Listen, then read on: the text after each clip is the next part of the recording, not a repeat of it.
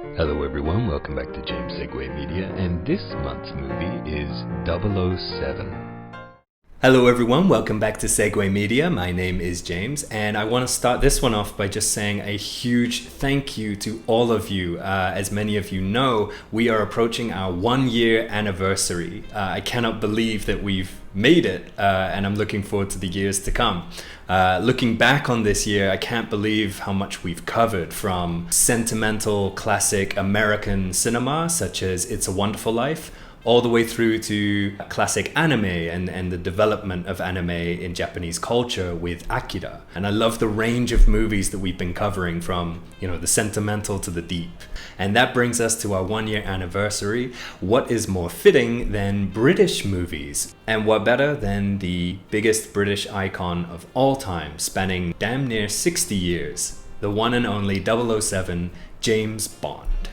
So, just some quick history. James Bond was invented by a man named Ian Fleming. He wrote a series of about a dozen books, all bearing the James Bond moniker. Ian Fleming himself was a secret agent in real life. And so James Bond was very much an avatar for Ian Fleming himself. It's clearly the magnified version of him, and he appeals to the ultimate male fantasy. Fleming unfortunately passed away in 1964, moments before Goldfinger, the third Bond movie, was set to release.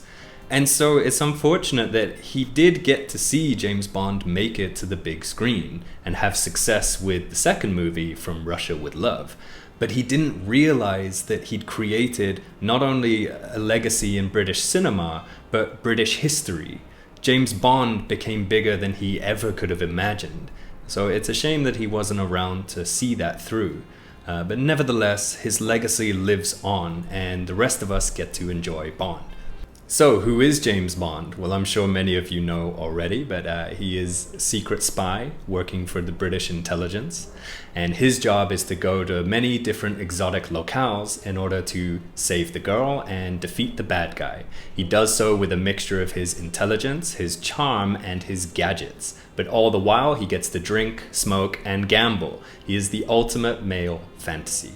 And that's James Bond. Women want him, and men want to be him. What I like about James Bond especially, and one of the reasons I think he's lasted as long as he has, is that you're free to dip your toe in any movie at any point.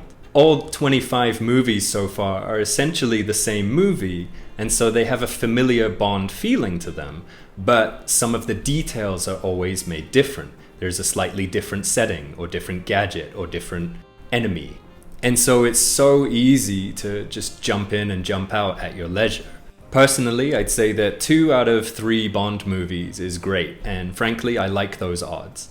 The only problem I had with this one was, which Bond movie do I recommend for you to watch? Or should I say, movies? That's right. You're not going to watch one movie, as it's the 1-year anniversary special.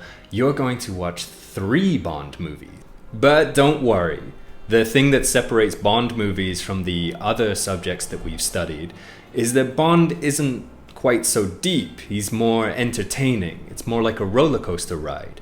And as such, I think it would be better if we watched a couple of different movies and just compare and contrast them. See which aspects of it that you like. So, the movies I've chosen. The first one is Goldfinger. This came out in 1964. It stars Sean Connery as Bond, and it was the 3rd Bond movie ever made. The reason I chose this one is because this Bond movie is the reason that we're talking about Bond right now. It is the single most iconic Bond of all time, and I don't think it'll ever be surpassed. And so with that, I think this one is required viewing. If you only ever watch one Bond movie in your life, it really has to be this for its intrinsic historical value. There are some that say that this movie saved cinema, so make of that what you will. The second movie you'll have to watch is Casino Royale. There are a few different versions of this movie, but you want the Daniel Craig 2006 version. This was the first hard reboot in the Bond franchise. After 20 movies, they decided for the first time they were going to hit the reset switch. And so they started with Fleming's original novel, Casino Royale. So in this one, none of the prior events in any Bond movie happened, but luckily you don't have to think about it too deeply. Like I say, this is the beauty of the Bond series. You can just jump in and jump out at your leisure. The reason you'll have to watch this one is because it put Bond back on the map. It made him relevant and reminded us that Bond isn't going anywhere. I think we'll still have Bond movies for the next 50 years, and it's because of Casino Royale. So, now that we've got the two most iconic Bond movies out of the way, it brings me to the third movie. This one was a little difficult for me to decide, but I think I have the perfect solution. The third Bond movie will be your choice. That's right. I've decided that of the 25 movies, of which I'll show you a list in a moment, you will get to decide which movie you're going to watch. Not only that, but you're going to pitch your third Bond movie. And since the rest of us may not be familiar with that movie, you'll have to tell us what about it makes it a James Bond movie. Remember, the tropes that make a Bond movie are the theme song, the gadgets, the bad guy, the henchman, the various Bond women, the smoking, the drinking, the gambling, and the exotic locales, just to name a few. Not to mention Bond's infamous catchphrases and his famous one-liners. So with that, I'm confident that whatever your third choice is, it will be an interesting comparison. And in your pitch, I also want you to tell us one thing that you didn't like about your choice. Tell us one thing that it was lacking. Perhaps the bad guy wasn't scary. Perhaps there was no henchman. Perhaps the Bond girl was irritating. Or perhaps the gadgets just weren't that intuitive. I don't know what, but please let us know how would you improve it to make it a more definitive Bond experience.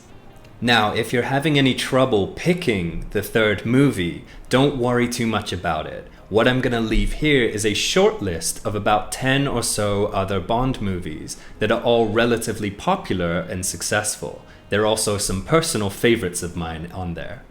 So, you can go ahead and pick whichever one you think is to your liking. And one thing I really want you to watch out for are the one-liners that Bond uses. They're not exactly everyday idioms, but they are certainly Britishisms, or Bondisms, as I like to call them. And we'll certainly see how the Japanese translation handled those.